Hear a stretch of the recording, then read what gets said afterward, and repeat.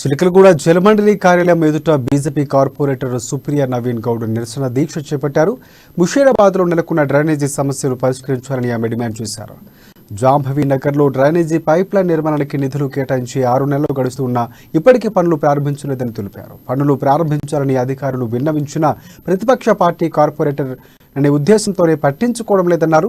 స్థానిక ఎమ్మెల్యే ముఠా గోపాల్ ప్రోటోకాల్ పాటించకుండా పనికి మాలిన రాజకీయాలకు పాల్పడుతున్నారని ధ్వజమెత్తారు. ఎన్నో నెలలు నిధుల కోసం చెప్పుకున్న చెప్పులు అరిగేలా అధికారుల చుట్టూ తిరిగారని, తీరా నిధులు వచ్చాక తనకు తెలియకుండా ఎమ్మెల్యే పనులకు శంకుస్థాపన చేస్తారని మండిపడ్డారు. గతంలో కూడా ప్రోటోకాల్ పాటించలేదని మండిపడ్డారు.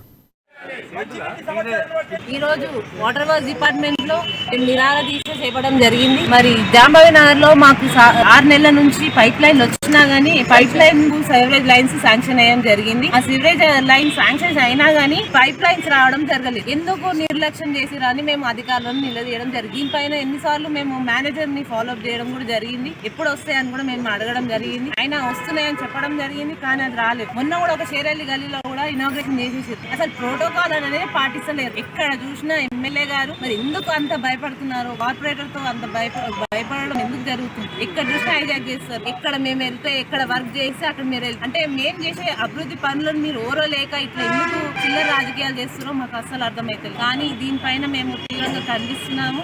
అలాగే ఈ రోజు జాంబవి నగర్ లో మాకు ఎంతో డ్రైనేజ్ పైప్ లైన్ సమస్య అని మేము ఈ రోజు నిరాహార దీక్ష చేపడుతున్నాము. దీనికి ఇప్పుడే ఫోన్ కాల్ వచ్చింది. మాకు కాంట్రాక్టర్ గారు కాల్ చేసిరు. తొందరలోనే పైప్ లైన్ చేయడం జరుగుతుంది.